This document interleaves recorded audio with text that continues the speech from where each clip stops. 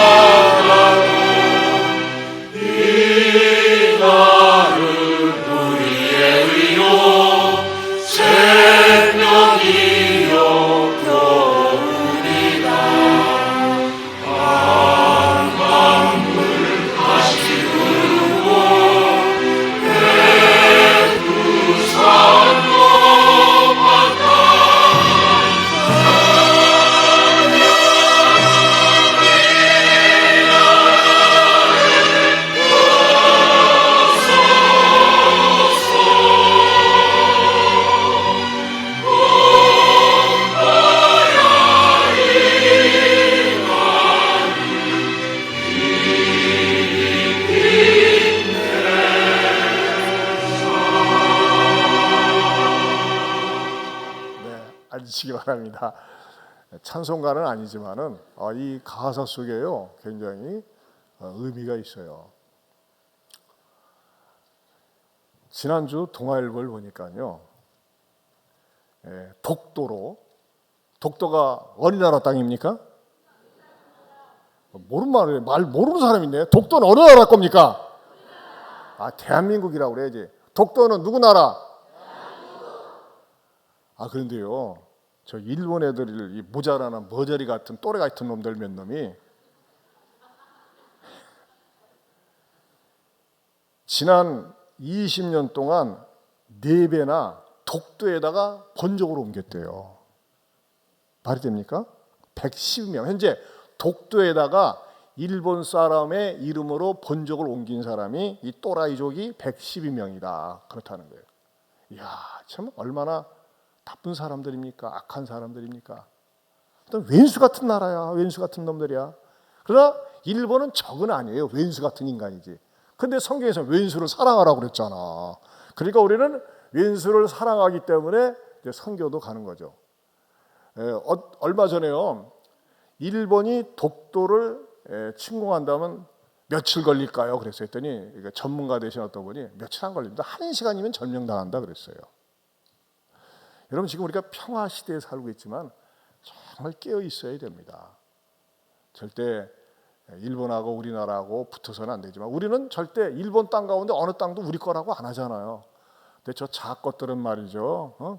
저 정치인들 가운데서는 아주 이 꼴통들이 우리나라 이 독도를 먹으려고 난리를 치는데 여러분 우리는 정신 차려야 됩니다. 그런 의미에서요. 우리가 이 뼈아픈 역사에 대해서 알고 기억하고 정신을 차려야 돼요. 근데 요즘 학교에서도 잘 안 가르쳐.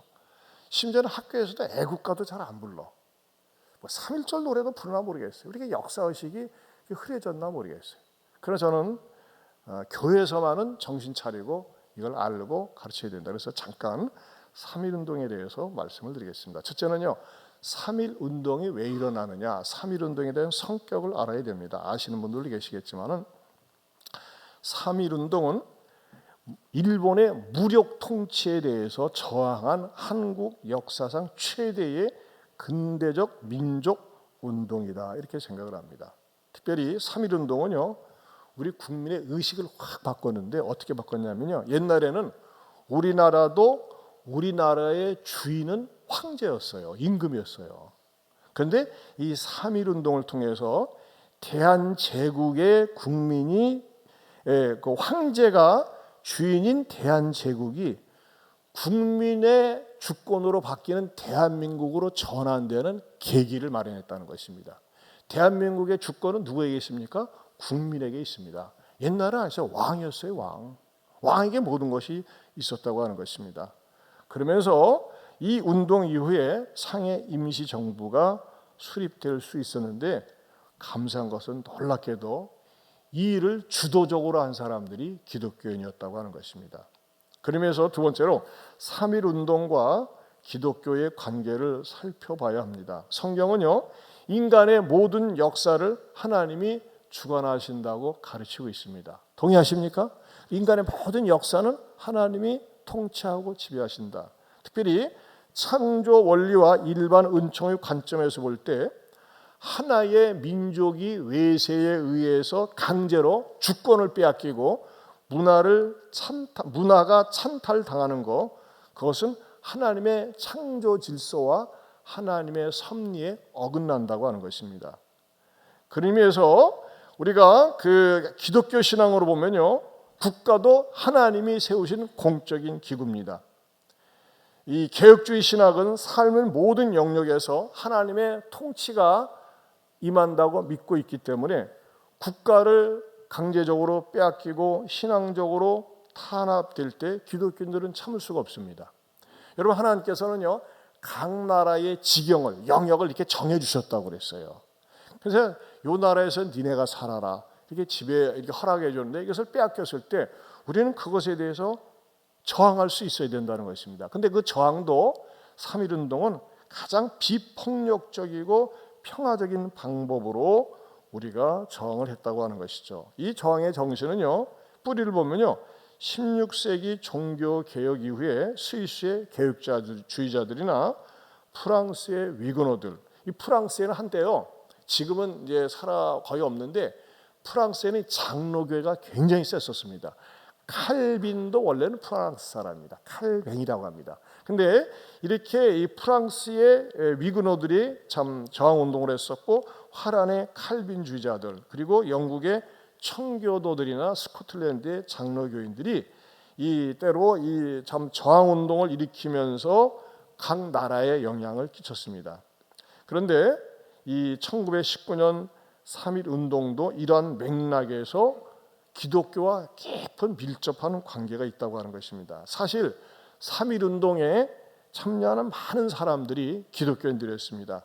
3.1 운동에 참여했던 많은 사람들이 어디서 이렇게 우후죽순처럼 참여하게 되느냐? 그것은요, 소위 우리 기독교 역사에서 1907년에 대부흥운동이 평양에서 있었습니다. 근데 거기에 참여했던 많은 사람들이 바로 이 3.1 운동에 적극적으로 참여했습니다.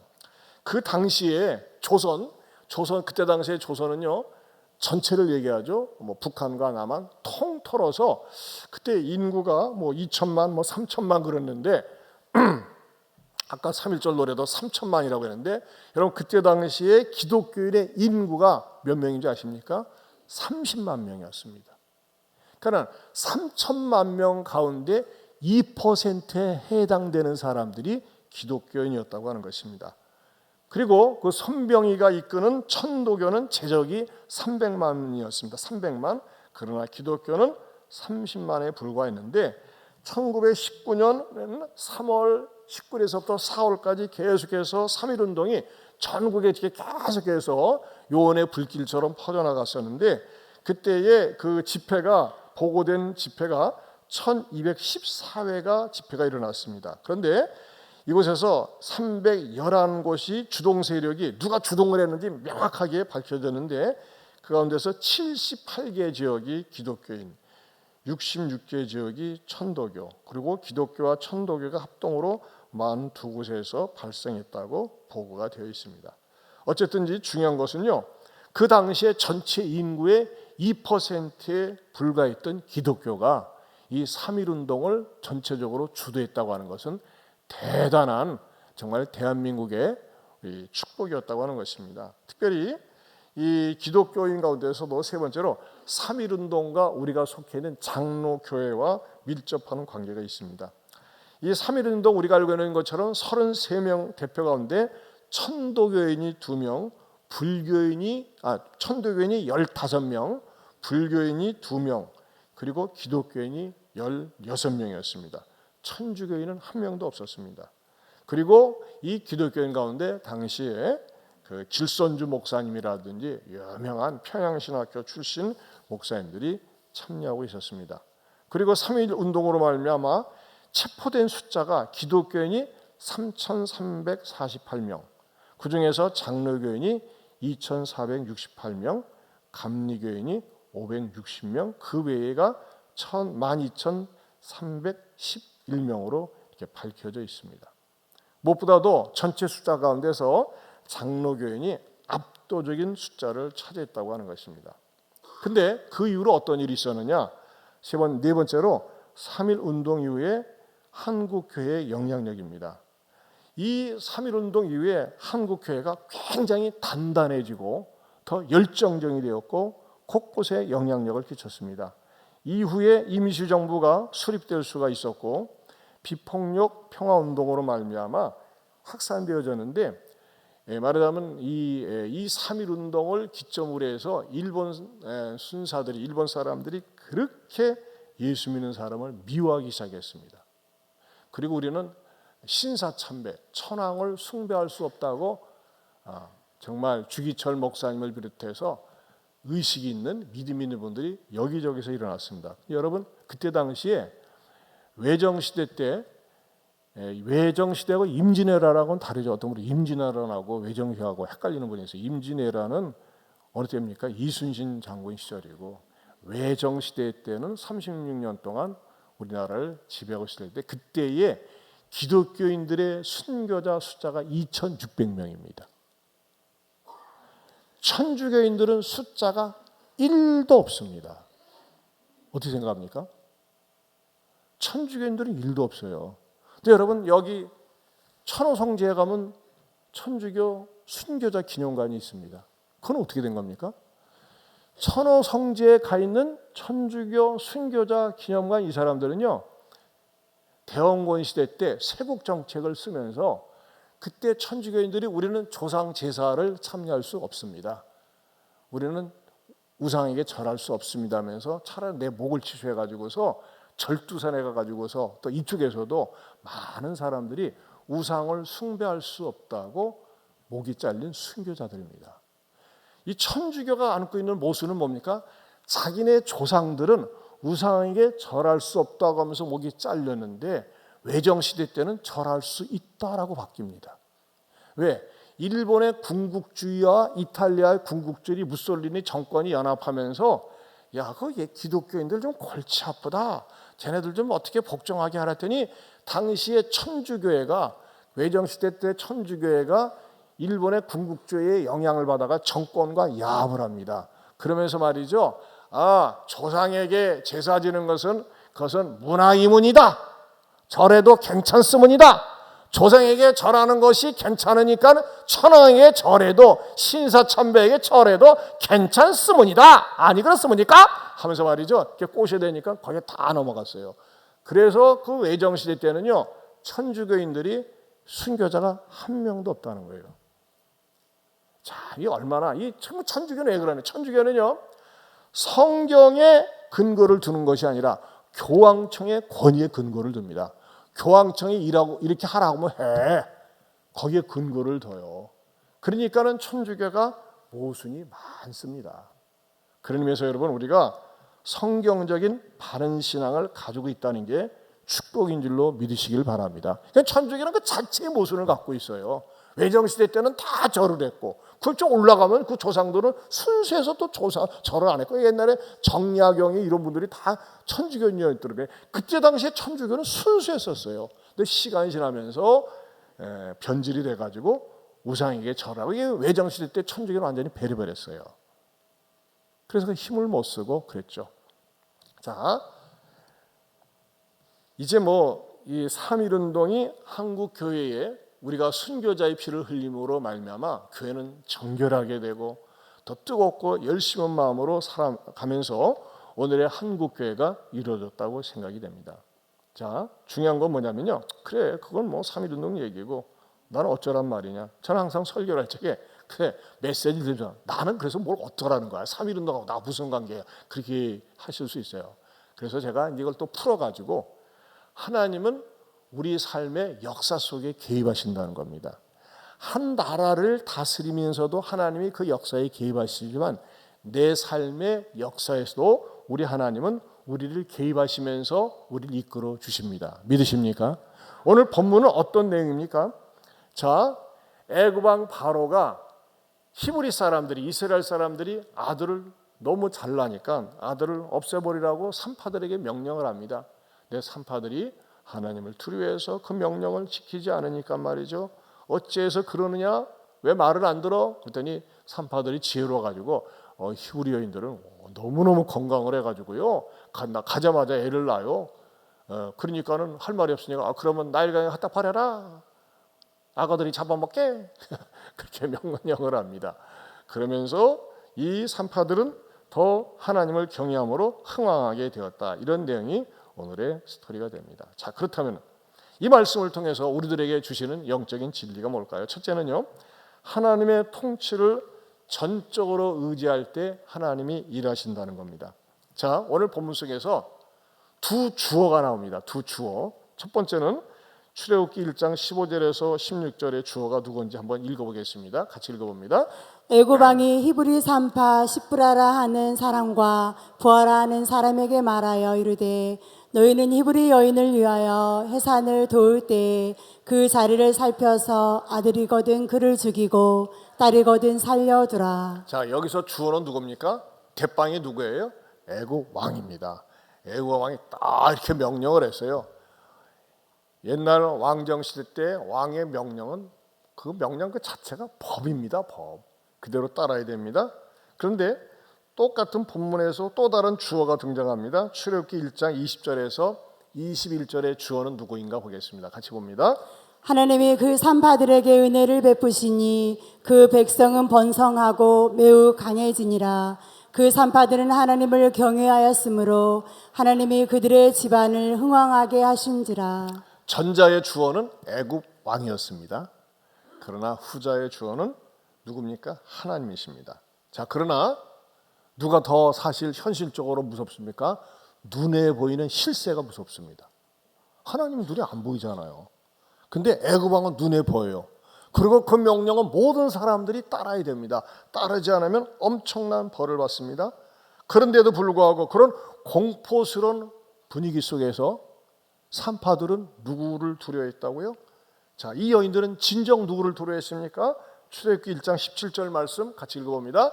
그러나 산파들이 하나님을 두려워하여 애굽 왕의 명령을 어기고 남자 아기들을 살린지라. 누구를 두려워했다고 그랬어요? 하나님을 두려워했다. 따라합시다. 하나님을 두려워해야 합니다. 사실 우리가 인생을 살면서 나를 두렵게 하는 것들이 있습니다. 가난하게 살면 어떻게 되지? 노후에 비참하게 살면 어떻게 되지? 나한테 질병이 찾아왔는데 이러다가 내가 죽으면 어떡하지? 하면서 우리를 두렵게 하는 요소들이 가끔 떠오르기도 하고 부딪히기도 합니다. 때로는 말이죠, 직장에 출근하려고 하는데 잔소리 많이 하고 나를 괴롭히는 상관이 두려울 수가 있어요. 내 미운 인간들이 내 옆에 나에게 두려움을 줍니다. 가까이 하고 싶지가 않아요. 왜? 두려운 거예요. 그러나 여러분, 그런 것들에 대해서 여러분 두려워하지 마시기를 축원합니다. 정말 두려워할 분은요, 하나님이에요. 세상에 권력 있는 자, 돈 있는 자, 힘 있는 자, 영향력 있는 자가 아니라 하나님을 두려워할 때 하나님께서는 어떻게 은혜를 주시느냐? 두 번째로, 하나님은 믿음대로 순종하는 자들에게 은혜를 베푸십니다. 따라서 합시다. 하나님은 믿음대로 순종하는 자들에게 뭐 한다고요? 은혜를 베푸세요. 자, 20절에서 21절 같이 읽어보겠습니다. 다시 봅니다. 하나님이 그 산파들에게 은혜를 베푸시니 그 백성은 번성하고 매우 강해지니라. 그 산파들은 하나님을 경외하였으므로 하나님이 그들의 집안을 흥왕하게 하신지라. 자, 보세요. 이 산파들은 어땠습니까? 자기 자신의 신앙과 역사관을 가지고 그 당시에 살았습니다. 그리고 왕을 두려워하지 않았어요. 갑이 왕의 명령을. 그러나 하나님을 두려워하면서 살 때, 야, 다른 사람들은 다 무서워하고 왕의 명령을 두려워하는데 니네들은 왕을 두려워하는 것이 아니라 내 법을, 하나님을 두려워하는구나 하면서 하나님께서 그들에게 은혜를 베푸셨다고 하는 것입니다. 사랑하는 성도 여러분, 여러분들이 여러분의 상황이 아무리 두렵고 무섭고 어둡다고 할지라도, 아니야, 나는 하나님의 법대로 하나님의 말씀대로 살겠습니다, 이렇게 마음의 심지를 굳게 하고 살 수 있기를 축원합니다. 그러면요, 하나님께서요 주변 환경을 나에게 은혜를 베푸시사 나에게 복된 길로 이끈다는 거예요. 여러분, 우리나라에 복음이 들어온 이후로 또 일제의 압박에서도 우리나라의 그 정말 해방을 위해서 얼마나 많은 분들이 기도했는지 모릅니다. 기도했을 때 하나님께서 정말 놀라운 일을 이 3.1 운동을 통해서도 일으키셨습니다. 여러분, 일본 사람들이 한국 사람, 이 조선인을 갖다가 얕잡아보고 힘들게 하기 위해서 얼마나 철저하게 탄압하고 경찰 대신 헌병을 투입했어요. 옛날에 저 어린 시절만 해도 부모님들이 울음을 뚝 붙이게 하려면 누가 온다고 그랬어요? 순사 온다, 순사 온다 그랬어요. 순사. 그렇죠? 그렇게 순사라고 하는 위력이 대단했어요. 그 말 듣고 자란 분 한번 손 들어봐요. 듣고 자란 분. 예. 아, 참. 예. 역시. 그렇죠? 예. 이 젊은 세대들은 몰라. 예. 순사 온다 그러면 무서웠어요. 이 순사의 위력이라는 게 대단했습니다. 이 외정시대 때 특별히 조선인들에게 공포를 주는 그 법령이 있었는데 그것은 소위 조선 태형령을 시행했습니다. 태형령이라는 건 뭐냐면요, 갑오경장 때 사라졌는데 이 태형령은 사람에게 어떤 죄를 잡게 되면요, 죄를 발견하게 되면 일본 순사가 직결 처분을 하는 겁니다. 일본 사람들이 죄를 졌을 때는 이 태형령이 해당되지 않습니다. 직결 처분하는데 그 자리에서 빨갈 벗겨가지고 이 뒤를 내린 다음에 볼기를 쳐버리는 거예요. 그래서 완전히 볼기가 아작이 나는 거야. 아작이 나는 거야. 곤죽이 되도록.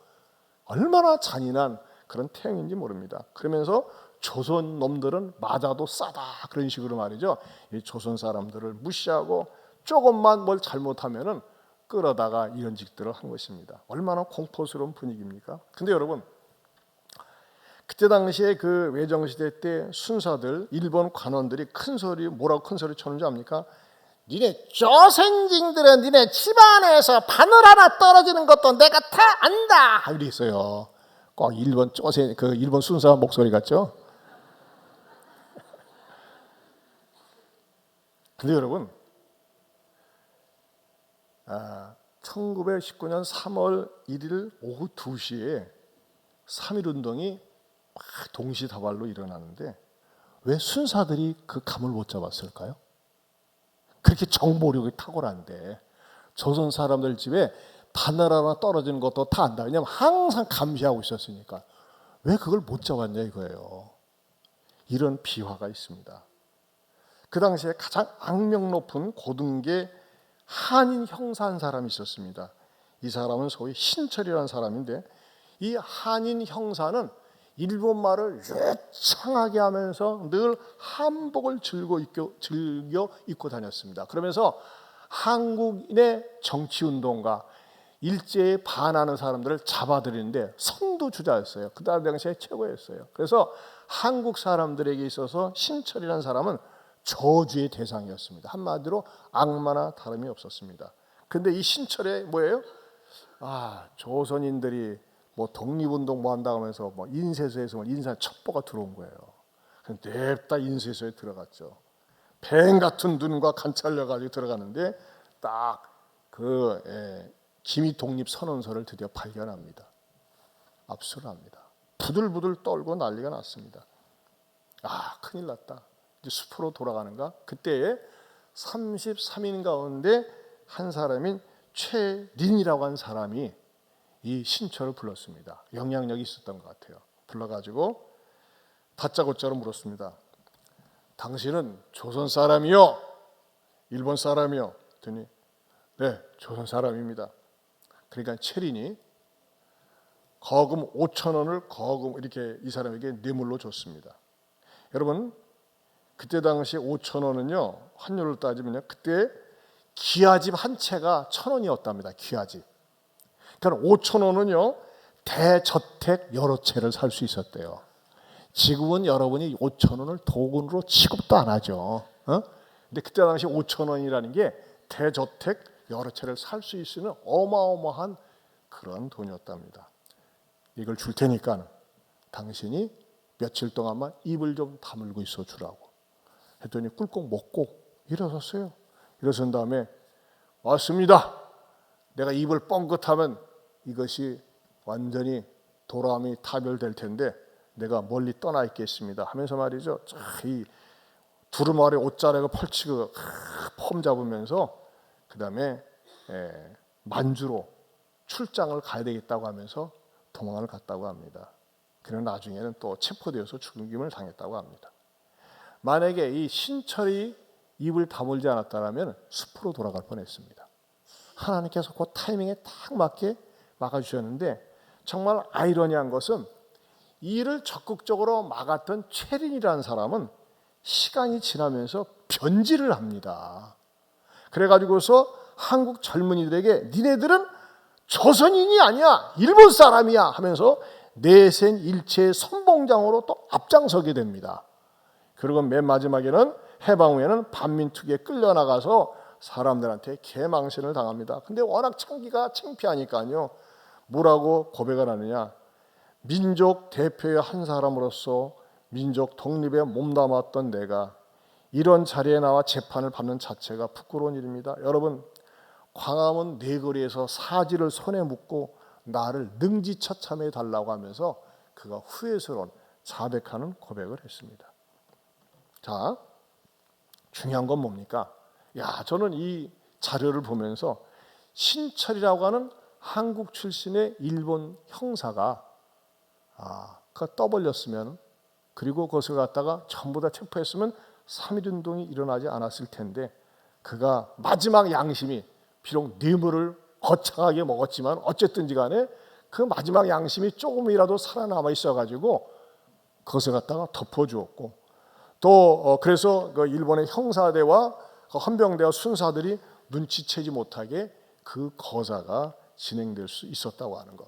그러면서도 또 어느 정도 안정되고 우리 그 당시에 조선이 해방할 기미가 없다니까는 최린이라는 사람 말이죠. 민족 대표로 이름을 걸었다가 또 변절하는 것. 자, 이런 것을 보면서 인간이라는 존재가 얼마나 연약한지. 그러나 역사적인 메인스트림 큰 주류는 뭡니까? 하나님께서 이끄신다는 겁니다.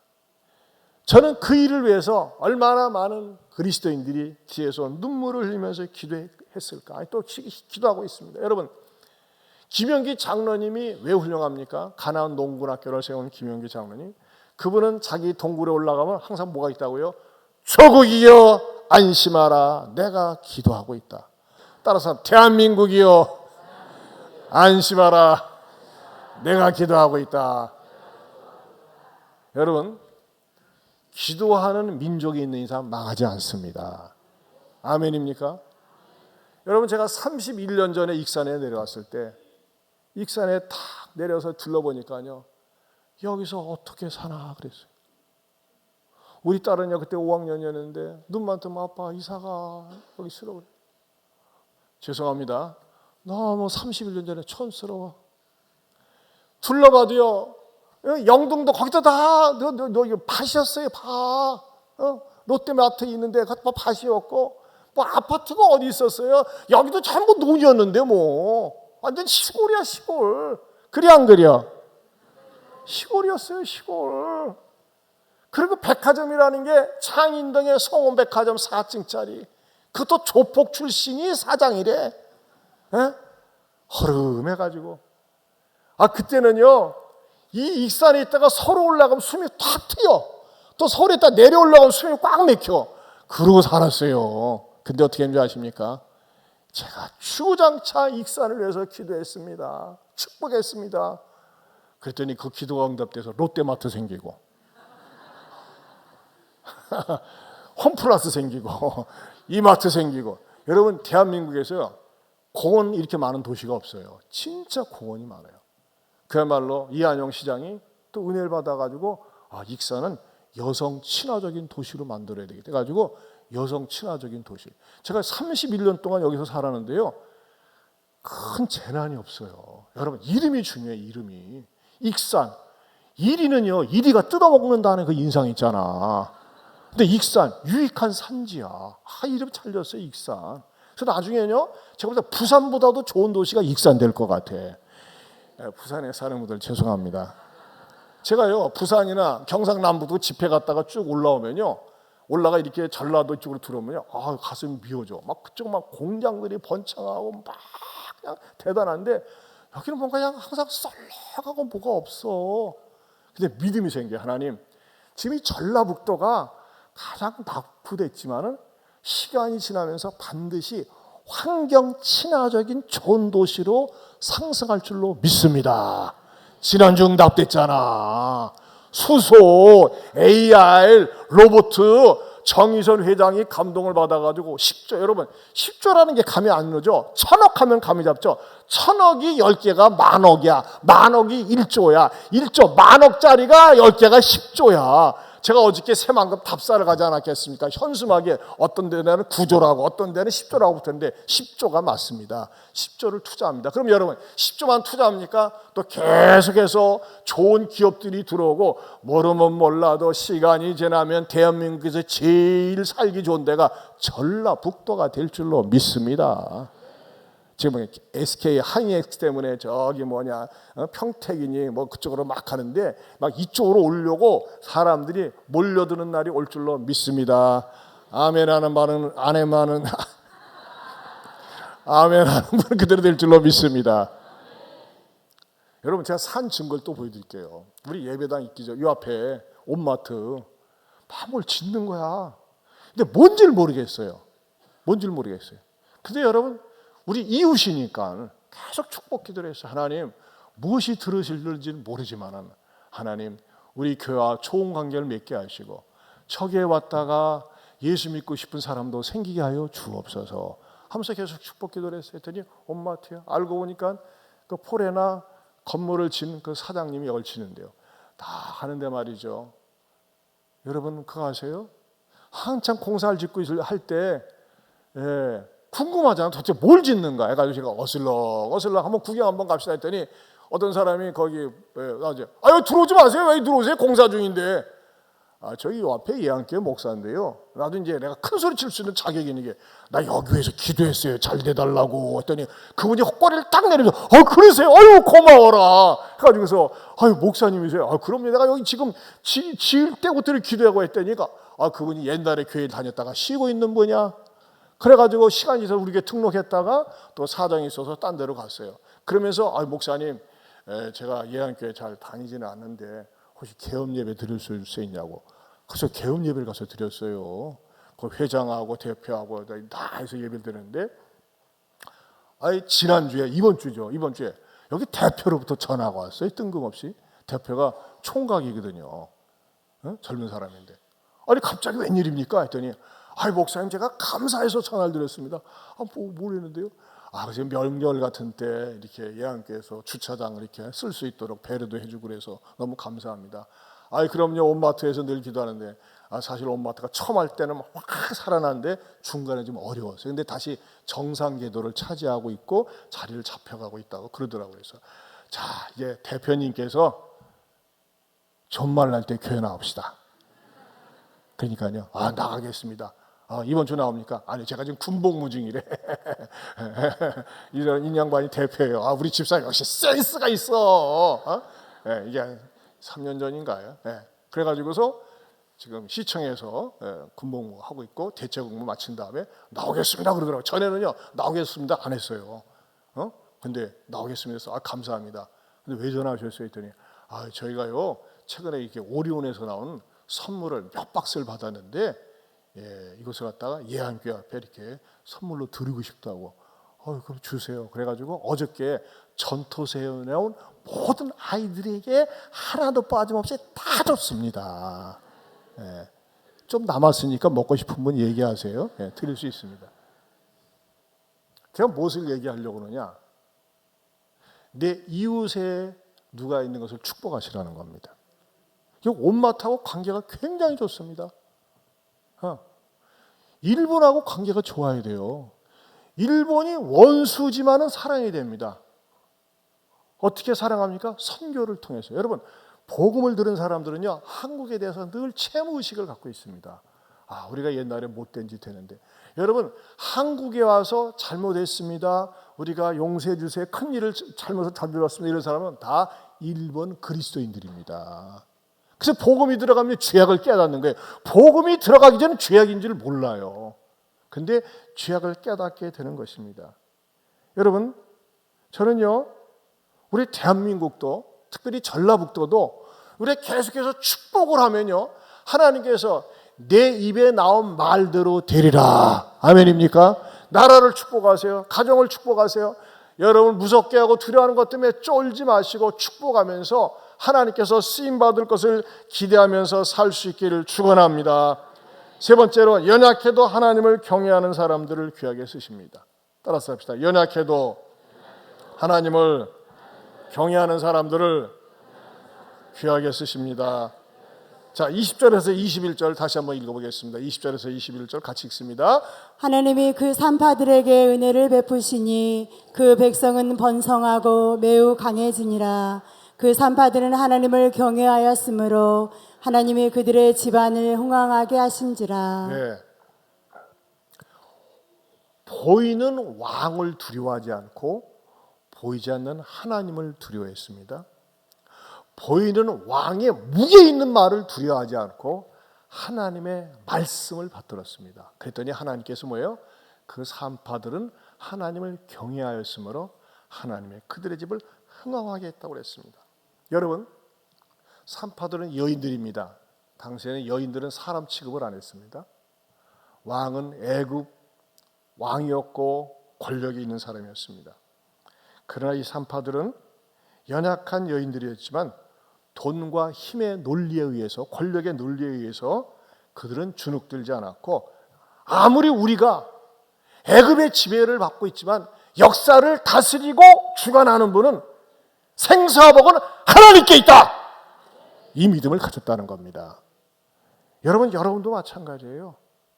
여러분을 힘겹게 하고 버겁게 하고 삶을 짓누르게 하고 두렵게 하고 염려거리를 가져다 주지만, 아니야! 그게 내 인생을 좌지우지하지 못해. 나는 살아계신 하나님을 믿어. 하나님이 내 인생을 책임져 주실 거야. 어려우면 어려울수록 하나님을 경외하고 하나님을 높이며 살 수 있기를 축원합니다. 여러분, 정말 놀라운 사실은요, 애굽의 왕 바로는 통치자요 실력자요 가장 영향력 있는 자였어요. 그러나 성경 어디에도 이름이 없습니다. 바로는 이름이 아니에요. 그냥 명사예요. 우리식으로 얘기하면요, 우리는 왕을 얘기할 때 왕하고 임금 두 개밖에 없잖아요. 그러니까 임금이란 말이에요. 그러니까 성경에 나오는 모든 애굽 왕은 그냥 다 바로로, 이름이 없어요. 이름이. 여러분, 아무리 유명하면 뭐합니까? 아무리 출세해 보니까 이름이 없어요. 이름 알아주지 않는 거예요. 근데 보세요, 이 산파들은 뭐가 있습니까? 이름이 있습니다. 어디 나와 있습니까? 15절을 보겠습니다. 애굽왕이 히브리 산파 십브라라는 사람과 부하라는 사람에게 말하여 이르되. 사랑하는 성도 여러분, 저는요, 우리 하나님께서 여러분의 이름을 기억해 주시기를 축원합니다.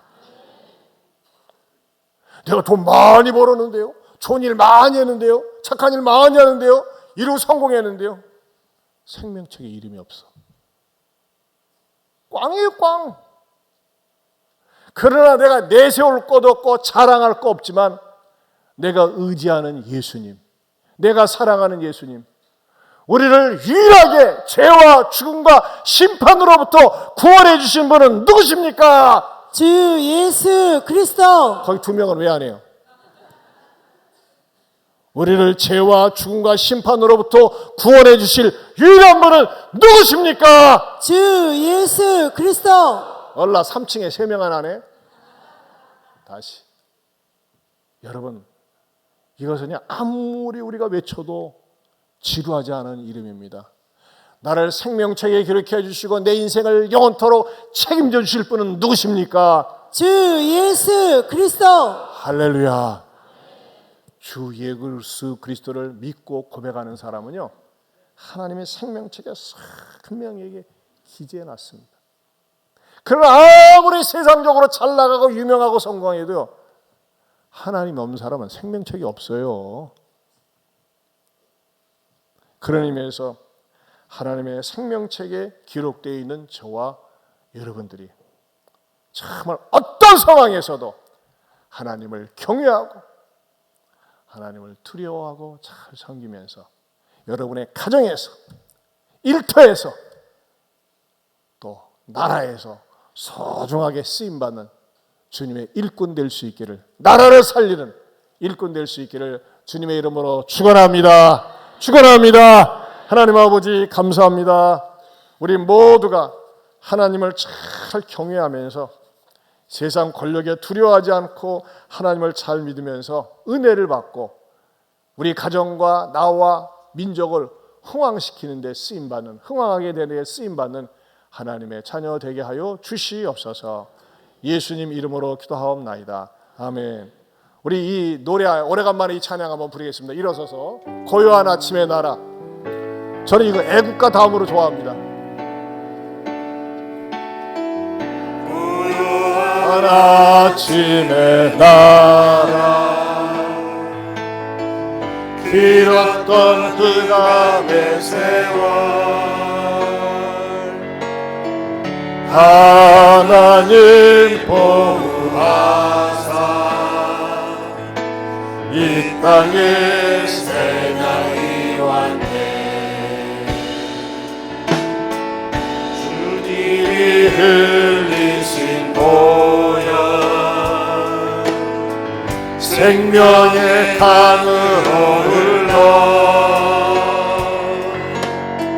죽었던 이 땅 살리고 하늘 은혜 열렸네. 고요한 아침의 나라, 누구를 위해? 주를 위해, 주를 위해 이런 입은 주님의 백성 일어나라, 일어나라, 빛을 발하라, 주의 영광 내 위에 임하였으니 빛을 발하라, 열방에 빛 비추라, 너의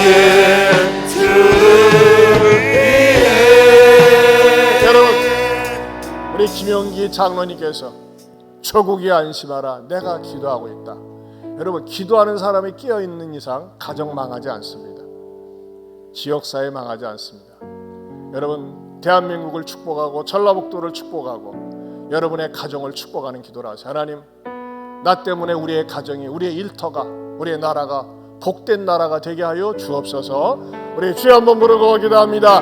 주여, 하나님 아버지 감사합니다. 고맙습니다. 주께서 우리 사랑하시고 주님이 대한민국 하나님 앞에 왔습니다. 나 때문에 우리의 하나님 앞에 축복을 받을 수 있도록 역사여 주옵소서. 주께서 돈과 자녀를 주옵소서. 참으로 나라를 회복시켜주고 하나님의 영광을 위해서 주님의 복음의 통로로 되어주옵소서. 하나님 아버지, 우리가 36년 동안 일본의 압제하에서 온갖 서러움과 눈물과 고통의 세월을 지냈습니다. 그러나 하나님의 정말 주도적인 개입과 역사 속에서 우리나라가 해방을 맛보았게 되었고, 가장 가난한 나라에서 선진국으로 진입할 수 있도록 축복해 주심을 감사합니다. 주여, 그 은혜 잊지 말게 하여 주시고 그 받은 은혜 흘려보내고 축복의 통로로 쓰임받는 대한민국이 되게 하여 주시옵소서. 우리 모든 성도들도 가정과 일터와 또 그 어느 곳에 있든지 간에 주님의 복음을 위해서 아름답게 쓰임받기로 다짐하는 모든 성도들 되게 하여 주시옵소서. 이제는 우리 주 예수 그리스도의 은혜와 하나님 아버지의 변함이 없는 사랑과 성령님의 감화감동 교통하심의 은혜가 축복의 통로로 쓰임받겠다고 다짐하는 모든 성도들 위해 영원토록 함께 있을지어다. 아멘.